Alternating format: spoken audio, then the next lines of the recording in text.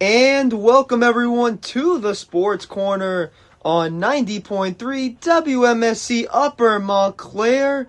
And look at that, already close or very much so at mid-February. Football season has ended. Baseball season is right around the corner. So much to look forward to in a short period of time. I am your host, Sebastian Stratton, joined alongside the best co-host, or one of the best, James, Greg, and Lorenzo, and Nicholas Albert Supa. I love you guys too. Mo Campbell, Mr. Campbell, we have a lot to recap and preview on today's episode of the Sports Corner. But before we get into any of that and much more, how are you doing today, my good sir? I'm doing great, Sebastian. Certainly felt pretty good today. It's really nice out. It's getting much warmer. Avoiding that cold. We're driving away with it. We're going towards the spring. As you said, baseball season's right around the corner. So excited for that. And yeah, can't wait to dive into what we have on the slate for the Sports Corner today. I'll say this. You mentioned baseball season getting underway, and we mentioned it before we got on the air, how Montclair State baseball opens up next Friday. I don't know if it will happen, but playing baseball in a projected 35-degree weather with a chance of rain and some snow, I'm definitely not up for it. I am totally up for starting the college baseball season a little bit later, especially in North Jersey, warmer weather. I can't handle it. Mo, can you handle it? Well, that all depends, my friend. So that's why Mo can handle it, because he is Mr. Mo Campbell. He can do it all, as we mentioned, doing so much for this radio station. But let's dive right into all of the complexities that we must get to on today's episode, starting with, yes, of course, a recap of Super Bowl 60, and thankfully, as a Steelers fan, the Pittsburgh Steelers and the New England Patriots, they are shared. They both still have 6 Super Bowls, so ha ha ha, I am glad the Patriots lost. Yes, that is a sarcastic laugh, but I was laughing in a much more better way during this game. 29-13, Seattle wins it. Mo Campbell, your instant reaction. Yeah, I mean, shout out Seattle Seahawks. They really played their hearts out. Their defense was phenomenal, not really allowing the Patriots to get anything going. And, a couple of defensive scores, a lot of great plays from the Seahawks. Obviously, their offense was struggling at first, but they kind of turned it up later in the game thanks to their defense. And, what a win for the Seahawks franchise. I mean, especially for Sam Darnold, who, obviously went through, drafted by the Jets, worked his way up, been on 5 different NFL teams. And, he was with the Minnesota Vikings last year, went 14-3, lost in the first round, but then comes to Seattle and leads them all the way to the top.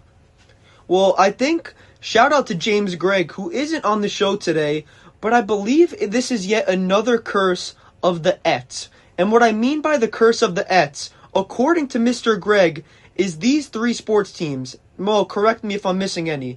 The Jets, Nets, and the Mets. If you are a part or affiliated with any of these 3 teams, you are cursed for life. If you are a fan, you will never see a championship, and that is the way things go. So for the Jets, this is their curse biting them in the rear end, because Sam Darnold leaves their franchise, he doesn't play well, and now he is with the Seattle Seahawks, wins a Super Bowl after being on a plethora of teams previously.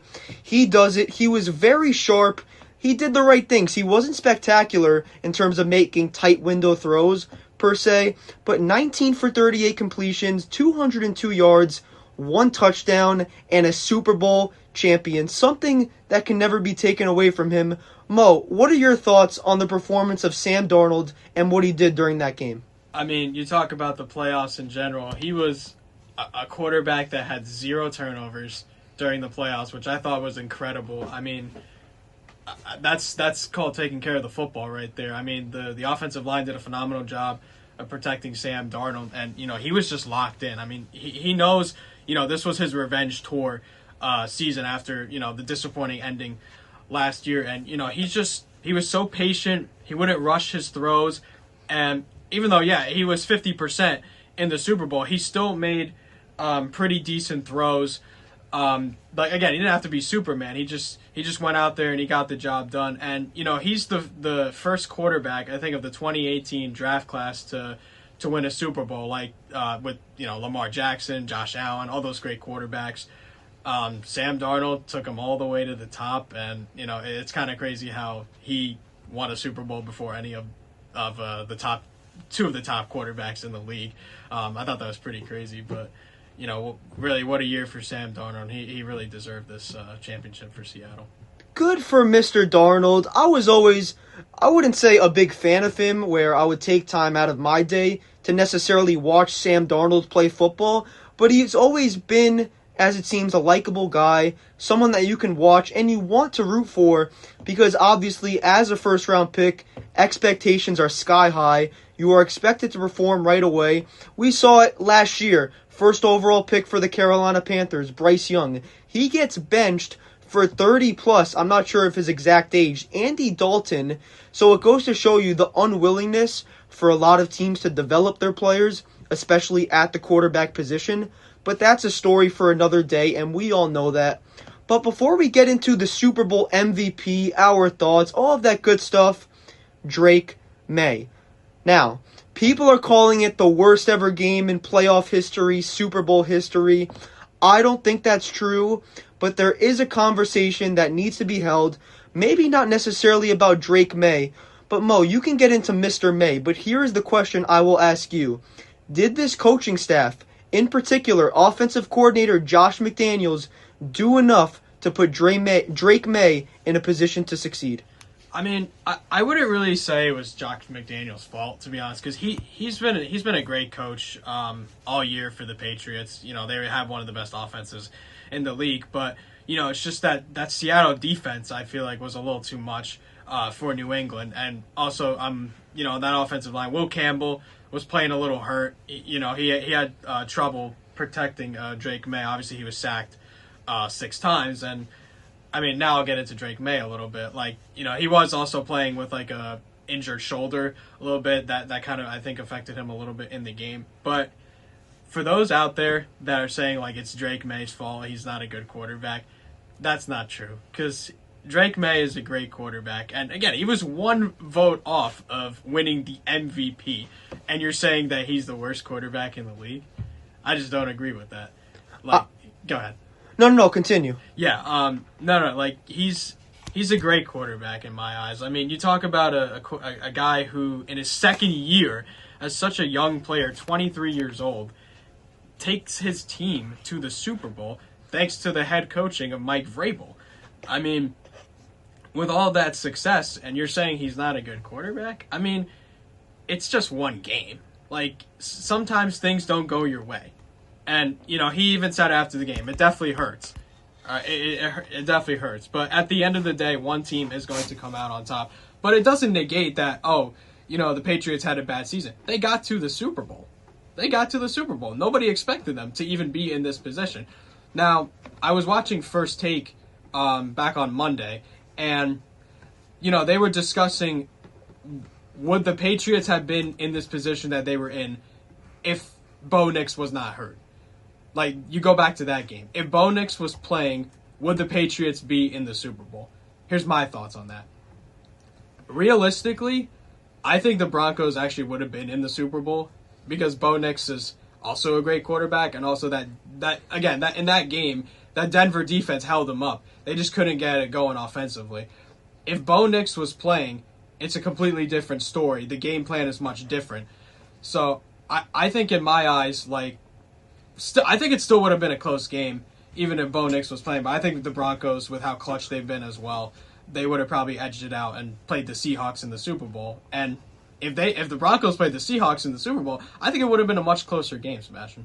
Well, you mentioned First Take, Mo. I thought you were reading my mind for a little bit. We'll say partially, but there was a conversation last week, Monday, so 5 days ago, I guess. Got my math a little bit wrong. Took math last semester, so I should be better. But Dan Orlovsky and Ryan Clark. Shout out Dan Orlovsky. Are you a fan of Orlovsky? Yeah, ever since I started watching First Take more with Dan Orlovsky and Ryan Clark, I'm fans of both of them. See, I like Dan Orlovsky as an analyst, but I can't stand them on color commentary. I don't know why.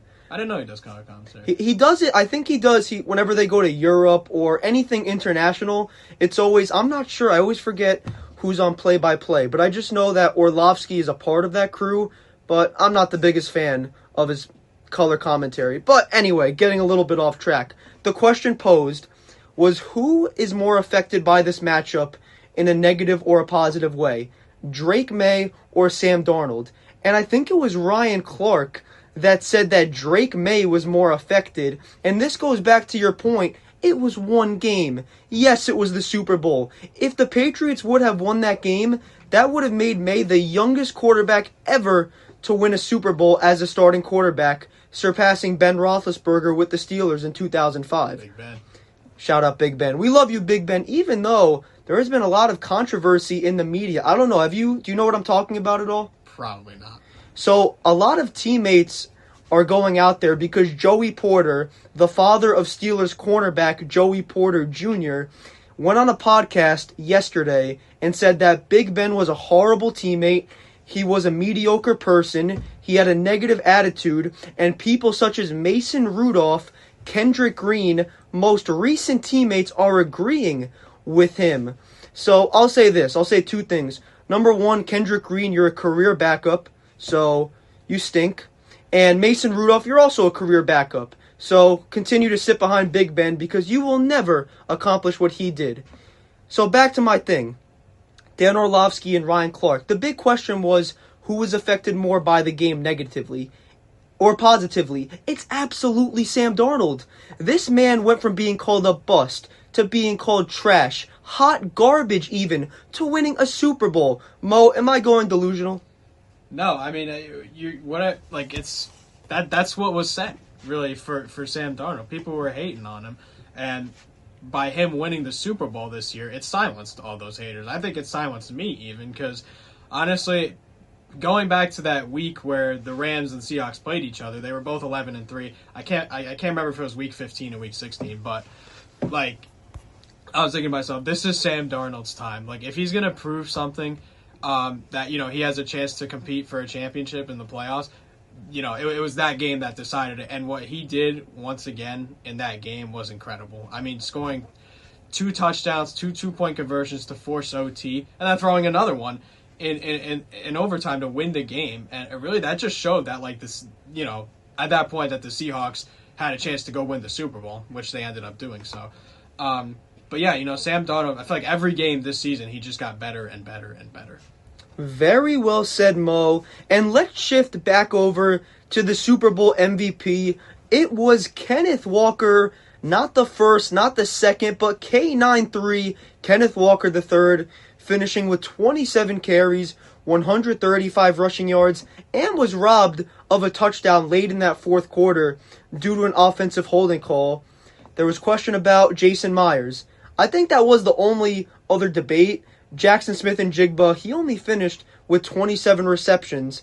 But do we agree with the Super Bowl MVP? And how does this affect Kenneth Walker's market in free agency this upcoming year? Yeah, I mean, absolutely. I mean, Kenneth Walker, all playoffs long, he was the Kenneth Walker that we all expected. I mean, obviously, before Zach Charbonnet got hurt, they would share the load. It's not like, Kenneth Walker would have a bad game if he had, 70 yards, for example, with Zach Charbonnet having another 70 yards, because they're sharing the load. They're a duo running back that play really well on the field.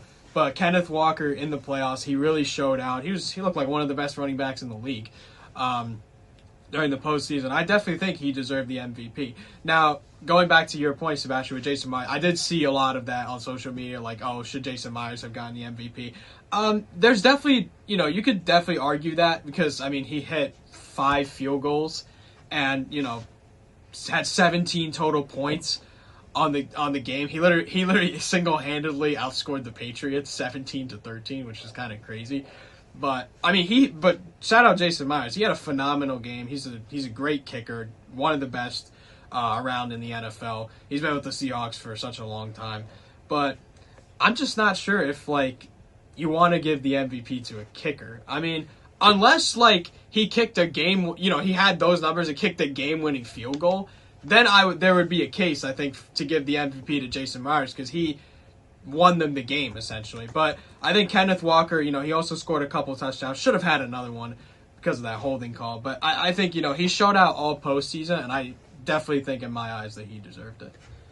And let's shift over because we talked about Super Bowl. First off, Mo, any final thoughts? Patriots, Seahawks, anything on the Super Bowl? Yeah, I mean, the Super Bowl was phenomenal. I mean, definitely, the Patriots got it going late in the game, scoring the 2 touchdowns. They just couldn't really get much going. They didn't have enough to beat this powerful Seahawks team. But, Sebastian, I want to get your thoughts. Like, any commercials that really stood out to you? I'll say, honestly, I can't even recall any, but what I was going to ask you, and I forgot. Mo, what did we think of Bad Bunny? Were you jamming out during the halftime show? Yeah, I mean, I definitely was. I was watching it with my family. And, he, even though I may not have understood what he was saying, like, I was still vibing out to the music, really. I mean, it was incredible. I mean, I was just, we were sitting there vibing out. I thought it was a great halftime show, definitely with the props and everything like that. And, of course, the wedding as well was kind of crazy to me because that was a real wedding. Because the couple that was getting married, they actually invited Bad Bunny to the wedding to perform. But then he was like, oh, I can't. So what he did was like he invited them to get married on stage at the Super Bowl, which honestly, that's a dream come true, if anything. I mean, getting married at the halftime show of the Super Bowl, one of the biggest events in all of America, like it's just like it's a moment you will never forget in your entire life. Like it's insane. And see, this is where I make myself feel bad. Mo, you make me feel bad because I guess I was too indulged in the buffalo wings that I was having that I completely missed that whole wedding because I have no idea what you are talking about. And definitely, because we did not do this on the last episode. We got to shout out Nicholas Albert Supa's hair, first of all. And he was definitely munching on some chicken parm during the Super Bowl. Well, I definitely know that Nick, his Italian genes, I'm sure he was dancing like crazy during the halftime show, but we all know about that hair of his. That thing did not move a single strand, not a single millimeter. What can we say? Give a quick analysis on Nick's hair. Yeah, I mean, it's just like he was in studio with us like 2 weeks ago, and that hair has not moved since then. Like, it's just like if he pulls up right now to the studio, like you would just see that same hair that you saw 2 weeks ago. A thing of beauty, Nicholas Supa. Nick, we miss you, buddy. We hope you are listening. But let's shift over not too far away. Yes, the Seahawks are Super Bowl champions, but less than 24 hours after they win the Super Bowl, there were already drastic changes to their coaching staff because it was predetermined before the Super Bowl that after the Super Bowl, former Seahawks offensive coordinator Clint Kubiak would be accepting the head coaching position with the Las Vegas Raiders. So I'll give you a quick description. They win the Super Bowl, post-game celebration in the locker room, yada, yada, yada. They win. After the celebration, no sleep. Well, he probably slept on the plane. But he takes a private jet, like Mo, we all know Mo has his private jet, to Las Vegas for his introductory press conference the following morning. He gives his press conference on the goals for the Raiders, what he sees in the foreseeable future. Then after that press conference, he takes a plane back to Seattle for the Super Bowl parade. What Clint Kubiak, the brains behind the operation, the Seahawks offense had been humming the entire season. They find a way to win the Super Bowl when their best receiver only has 4 receptions. What do we think of this move, Clint Kubiak to the Raiders? Honestly, I think it's a great move for the Raiders because, they just need a fresh start. And I think Clint Kubiak, with what he did in Seattle this season, leading them to the Super Bowl, a championship, I think it's a great hire for the Raiders because it gives them a chance to develop. Of course, they have the number 1 pick. They're most likely going to draft Fernando Mendoza. And I think it's a perfect opportunity for Clint Kubiak to be able to develop Fernando Mendoza and possibly elevate this Raiders offense, as obviously the last couple of seasons they have not been a great offense. And, we don't know what's going to happen with Max Crosby. Will he get traded? Will he get a Myles Garrett type of deal? we'll just have to find out. But I think really Clint Kubiak should be an A-plus hire for the Las Vegas Raiders in this upcoming season. If we are going under the assumption, and I do think that is the correct assumption, that the Raiders do draft Fernando Mendoza, champion at the college level, they win the national championship under coach Curt Cignetti, first overall pick. Geno Smith is thrown in the trash. You have weapons. There's definitely pieces to work around, and for a young offensive mind to be paired with the potential first overall pick, Ashton Genty, star running back out of Boise State, looking to capitalize and make a name for himself in year 2. Brock Bowers at tight end, the beast. When healthy, I think is the most efficient tight end in the NFL. You can make a case for Trey McBride, which is fine because he's been on my fantasy team the past 3 years, so I'll take it. But going back, this just brought up a bad memory because we have people like Nick who take DK Metcalf in the second round of fantasy drafts. It just makes me so upset. I got a question for you, Sebastian. Let me hear it. Does Curt Cignetti and his facial expressions remind you of Mike Tomlin? See, it does, but at least I know that Curt Cignetti is doing something good with his team. Mike Tomlin would wear sunglasses in the pouring rain without a clue of what he was doing. That goes back to Mike McDonald, who we didn't even mention, I don't think, but he is also second year. He was the Ravens defensive coordinator. He goes to Seattle and he wins a Super Bowl in his second year. He also becomes the first defensive play caller to win a Super Bowl. Mike Tomlin won the Super Bowl because he had Big Ben and he just stood there, "Wee, I'm Mike Tomlin." And that's all he was good at.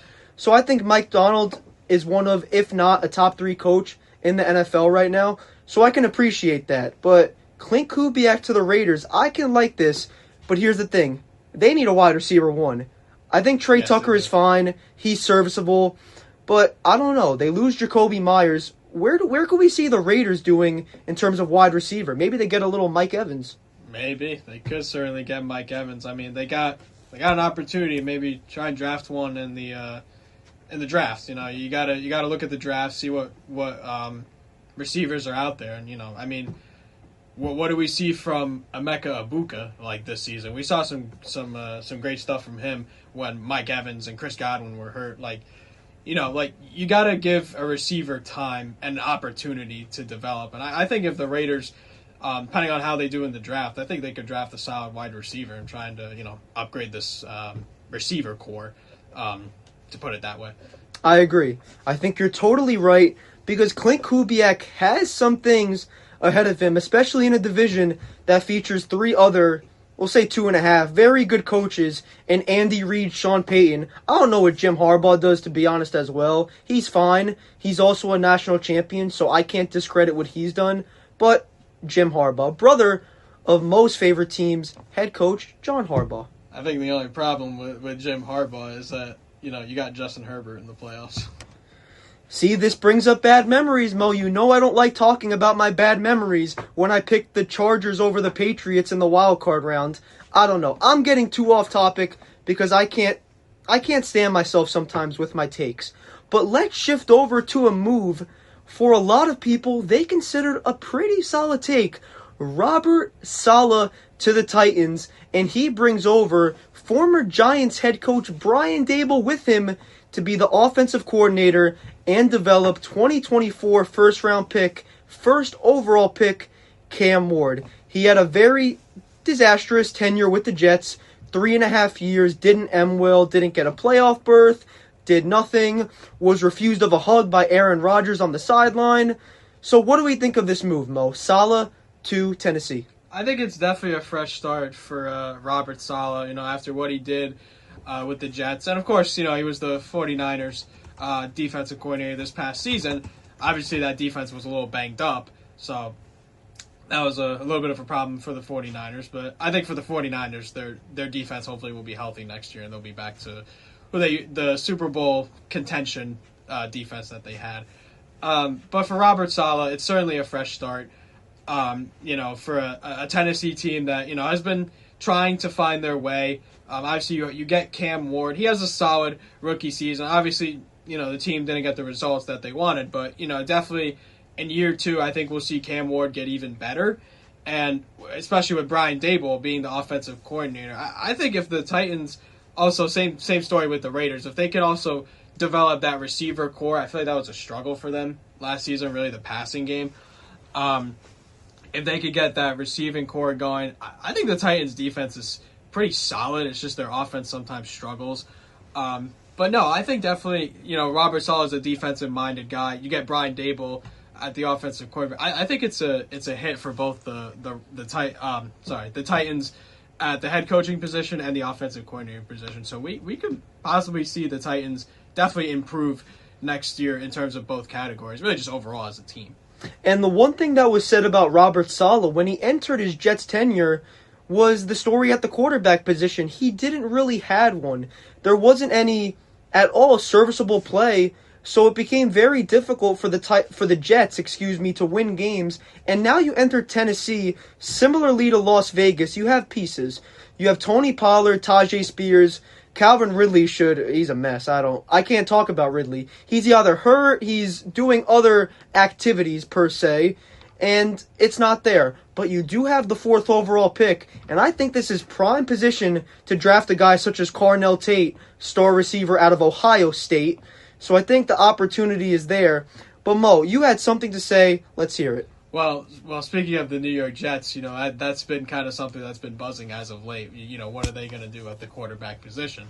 Will they draft a quarterback? Will they try to, sign somebody? Even, I think Stephen A. was going off about, why Kirk Cousins would not be a good fit in New York.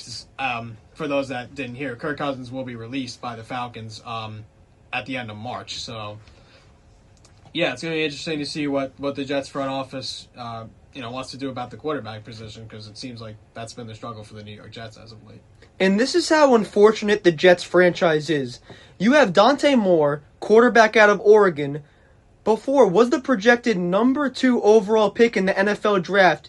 Do you know how terrible you have to be as an organization to make that kid go back to college like he did, and have Trinidad Chambliss declare and win, as of yesterday, a 6th year of eligibility at Ole Miss? No one wants to go to the Jets, and it's very difficult to see. But we are going to take a quick break here on the Sports Corner, and when Mo and I return, it's baseball talk, it's Montclair State athletics time, specifically some MSU hoops.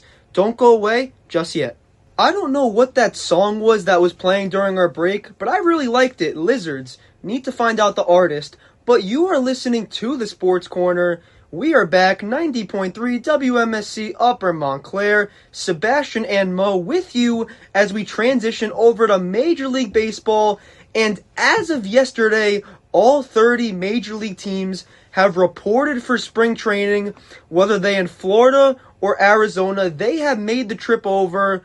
Mo, baseball season is right around the corner. Montclair State baseball opens up next Friday. Very exciting times, especially at the great Yogi Berra Field, and renovated. So we all love Yogi Berra Stadium. Mo, spring training's almost here. Can you believe it?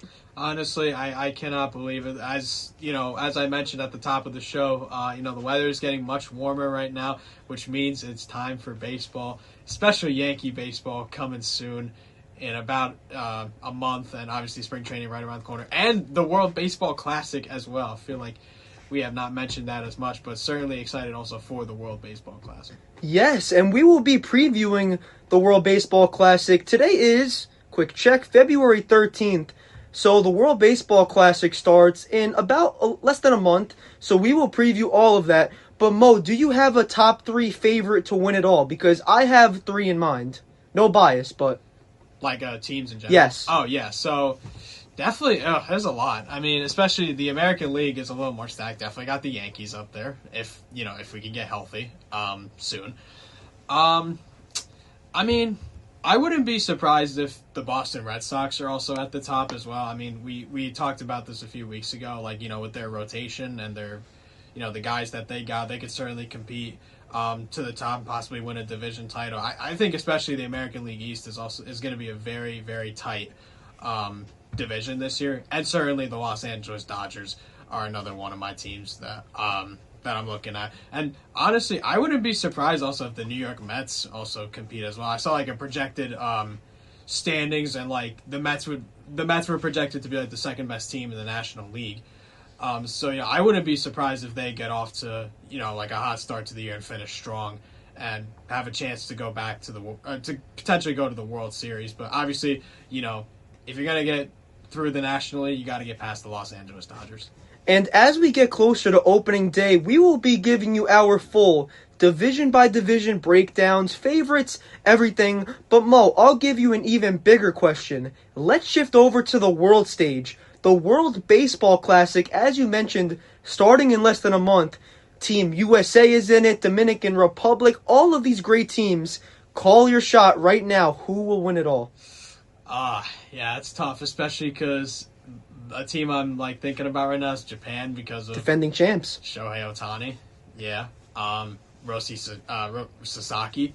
But definitely, I think USA. We got Aaron Judge, got a lot of great USA players.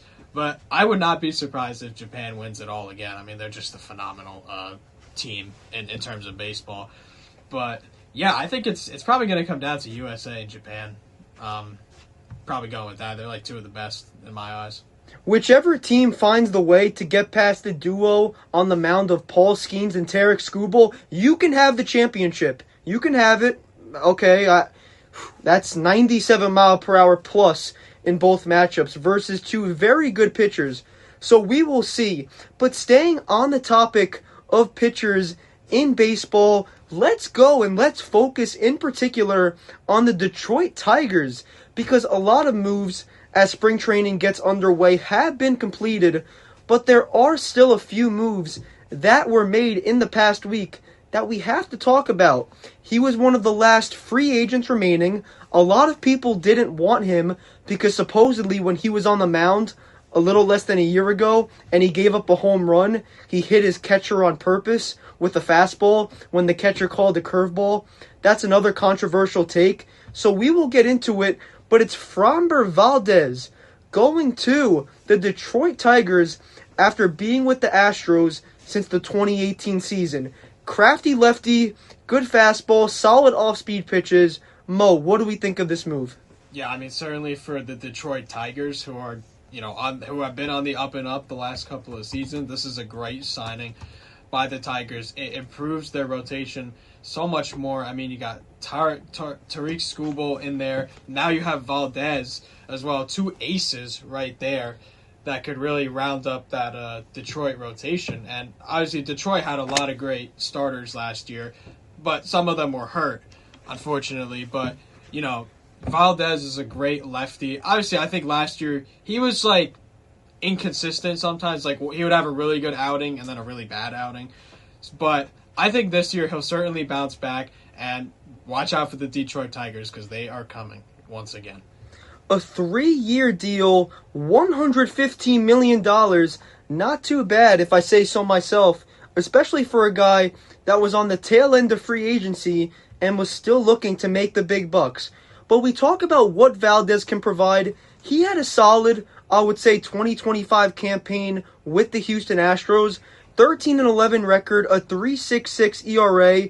Sometimes he did struggle with the walks. He had 68 walks, the most of his career.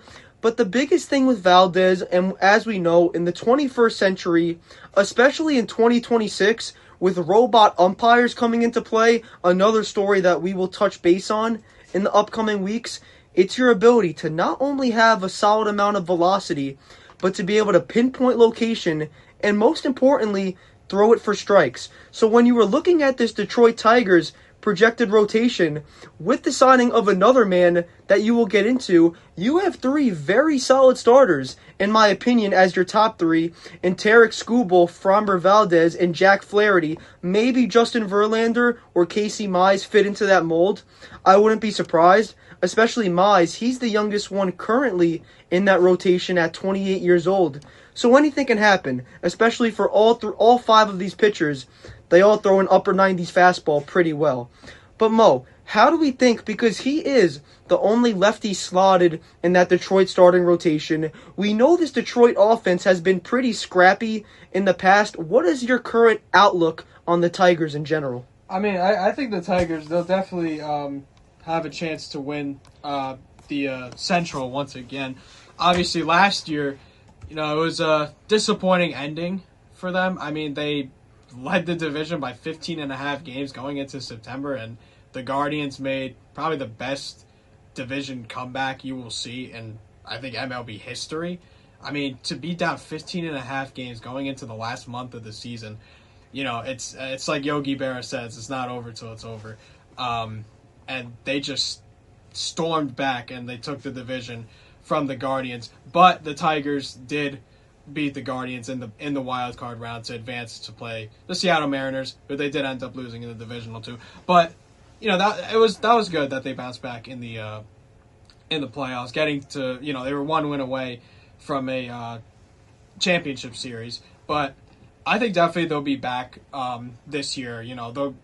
The question for the Tigers is going to be, can they stay consistent? Because, they got off to a really, really hot start last year, but then they just struggled throughout the rest of the season. That's why they ended up blowing the division and not getting home field advantage. But they still, again, in the MLB postseason, it's like that's when really players show out. But, no, this Tigers team is certainly going to be, good once again next year. I mean, with the starters they have, Skubal, Flaherty, Mize, Reese Olson, who's currently on the IL, he's going to miss some time, and Justin Verlander. I think they have a really solid starting rotation, and they also have a very good bullpen right now. They have Kyle Finnegan in there, Will Vest, Tyler Holton, and Kenley Jansen as the closer. So I definitely think this Tigers team, with the scrappiness that they have on offense as well, they could certainly be a top. I would not be surprised if they're one of the top teams in the American League for a second straight year. And those are all players, especially the relievers, as you mentioned, all guys, once again, that throw in the upper 90s with their fastball and have the ability with their swing and miss stuff.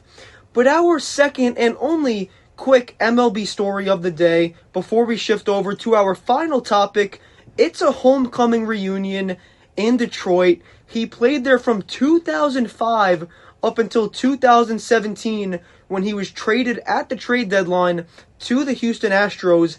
Justin Verlander, at 42 years old, will be going back to the Detroit Tigers. He was with the San Francisco Giants last year, struggled a lot, was honestly one of, if not the worst season of his career. 4-11 record, a 3.85 ERA wasn't terrible, but these past few years for Justin Verlander, it has seen that maybe Father Time has potentially caught up to him. Mo, what do we think of the 42-year-old going back to his roots? Yeah, I mean, literally, as you said, he's going to be 43 in literally a week from today. I mean, it's honestly, it'd be an honor for Justin Verlander to go back to the team that he played for so many years before getting traded. And, it would be a really nice scene for him if we don't know this for sure, but if he decides to retire after this season, he would get a lot of love from the fans that, he gets to play his last season. But again, I'm not sure if it's his last season, but to finish his career potentially in the team that drafted him back in 2005. Can't believe it's been 21 years since Justin Verlander got drafted. I mean, I wasn't even born yet when he got drafted, which was kind of crazy. But no, I mean, yeah, he's still, in my eyes, he's still a great pitcher. Obviously, he might not have his best stuff sometimes, but, he's still a future Hall of Famer that can, I mean, hey, maybe if Father Time gives him that chance, he could probably, be a good player, a good pitcher this season. I mean, he was pretty solid, for sure, really good with Detroit. And, I mean, yeah, if he gets off to a good start this season, I would not be surprised if, he's, he'll definitely fit in that rotation with Detroit if they, play him enough. And, I mean, he started 29 games last year.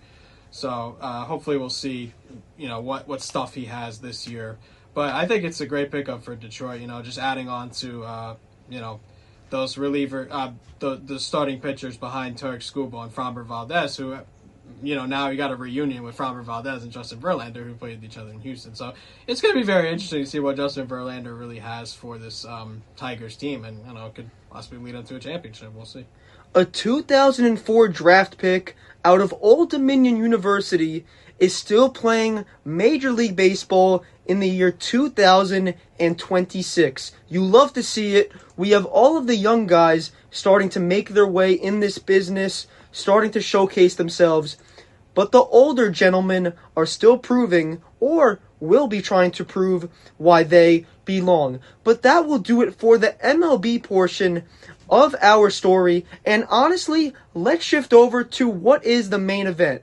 Mo Camel and myself will both be on the call for these respective games tomorrow. So let's go. We'll go in order. We'll start off with the men's game. What else can you say? 23-0, the number one ranked team in Division III basketball out of 405 teams. They are the Montclair State men's basketball Redhawks. Mo, they have a matchup tomorrow versus the Cane Cougars. But what else can we say? I can't even put into words the amount of adjectives that can be used to describe this team. Because honestly, if I threw it out there, someone else has probably already said it. Yeah, I mean, not much else to describe this Montclair State team besides, they work hard in the gym every single day, and they just come out and they have a lot of fun. This team has a lot of great guys that just, play very well together. And, they've just, it's like everybody that's tried to get in their way, they just get pushed right out by Montclair State. Especially what happened last Saturday at Stockton. I was on the call for that game, and something we didn't really expect, but Montclair State, they just ran Stockton out of the gym last Saturday. Mo, give us a quick recap of that game, because as you mentioned, that was the overtime thriller from a few weeks ago when you had that awesome call that we all still talk about and will talk about. Maybe President Capel of this university will play that on the big screen as we walk across the stage in 2028. But you were there for that game. Obviously, with such a high-stakes matchup going into it, we all know what Stockton is capable of. Number 3 in the NJAC, so many very good players. Eric Campbell, Tavon Gaither, we have Logan McKee down low. A lot of guys that are capable of very different things, but when they come together, that's what makes them so good. But last Saturday against Stockton, they were unable to do that in a big-time way. No, like, just watching that game and calling that game, it's like Stockton forgot how to play basketball. I mean, they were not on the same page offensively. I mean, even they had so many backcourt turnovers that it was just immaculate. I mean, like, the full court press of Montclair State is just, wow. It's unbelievable. That full court press that they have, it just works against so many teams. And,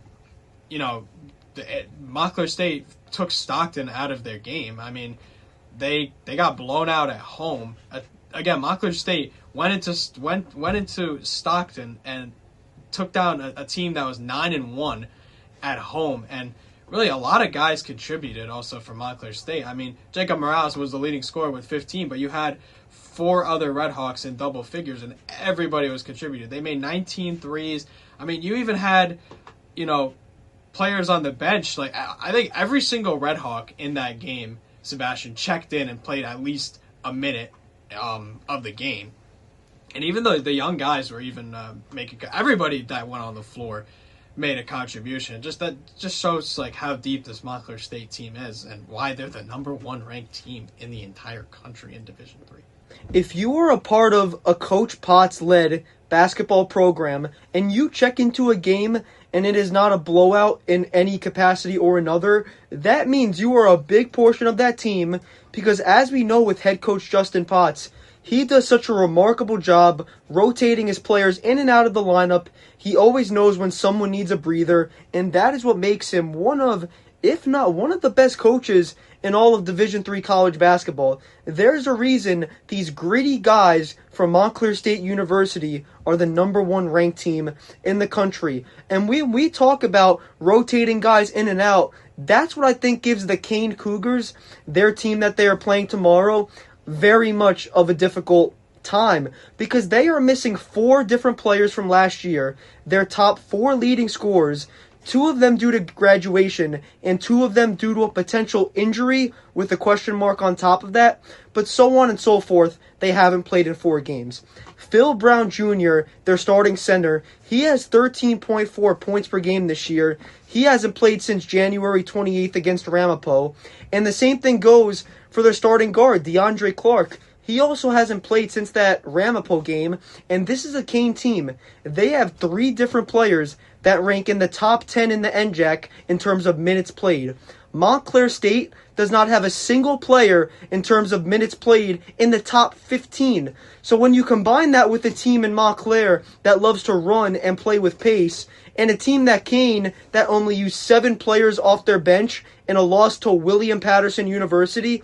Now, no disrespect to William Patterson. They do a solid job there. Head coach Brian Chapman is a good coach. But they have struggled this season, and that can't be taken lightly. So for a Kane team that is holding on by a thread to that 6th and final NJAC playoff spot, that loss hurts. So I don't know what to tell you. Mo, what are your keys for Montclair State tomorrow?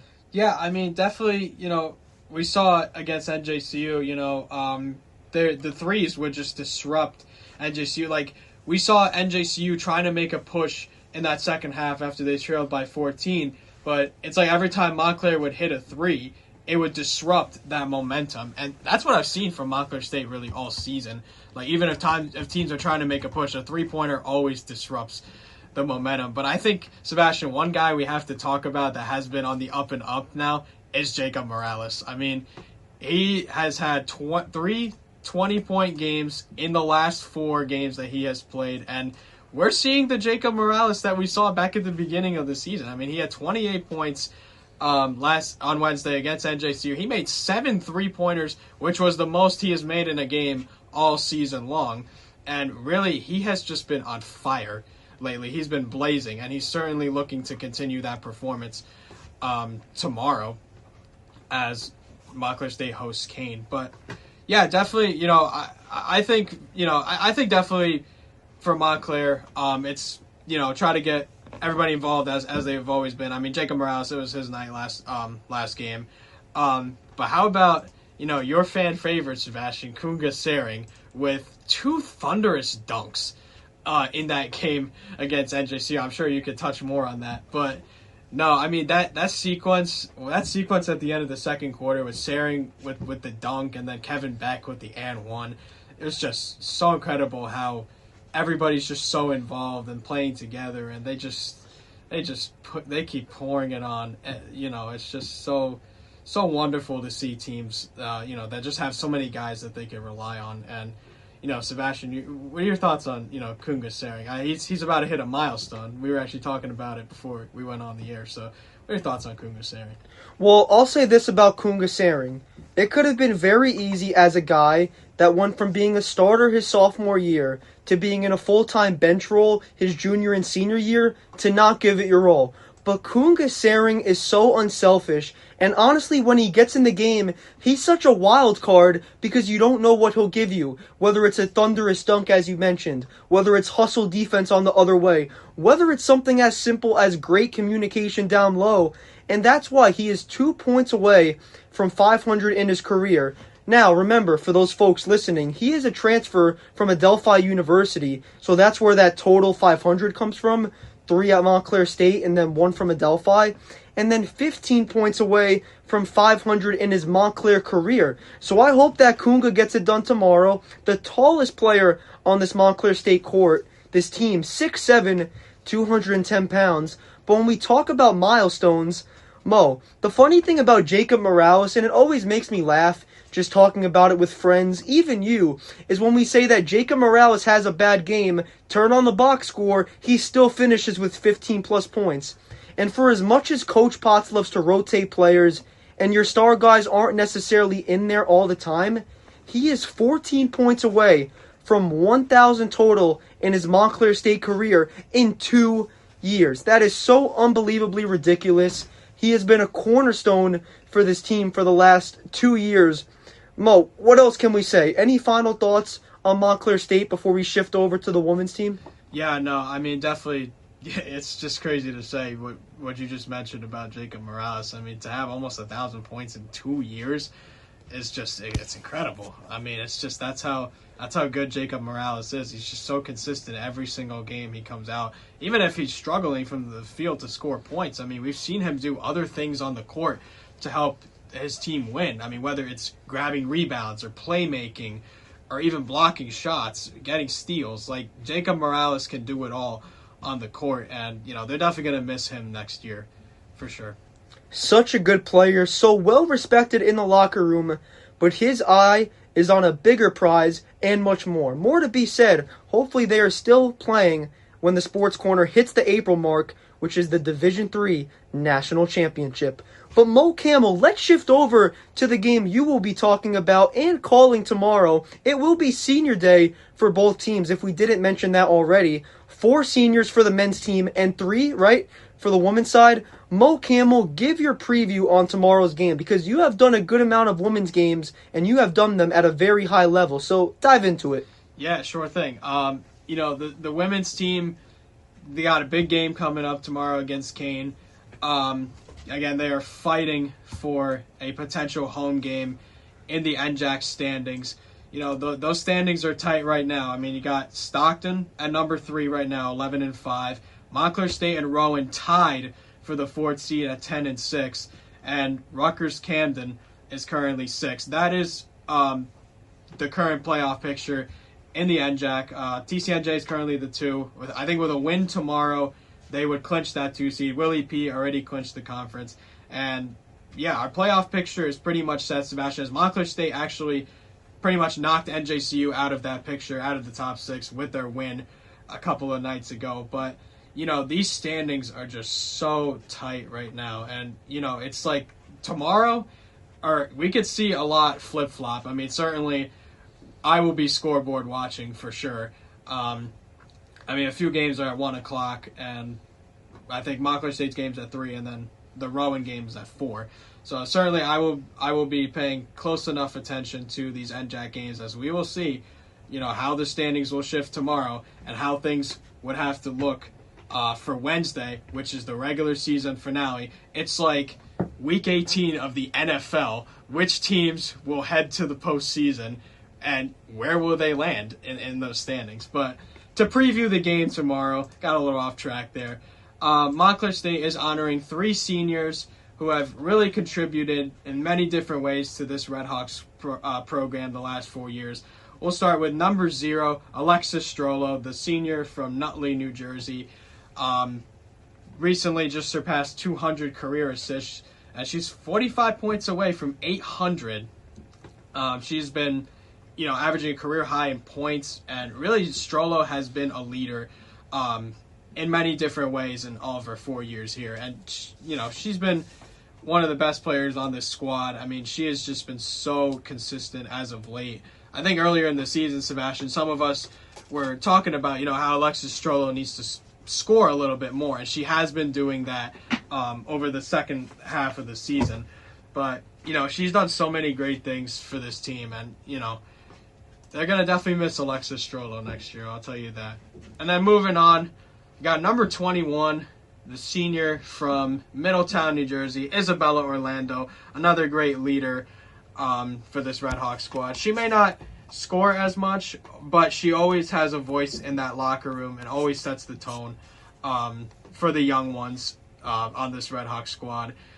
And finally, this player went absolutely off last game, and she's been quiet throughout the season, but has certainly been much better as of late.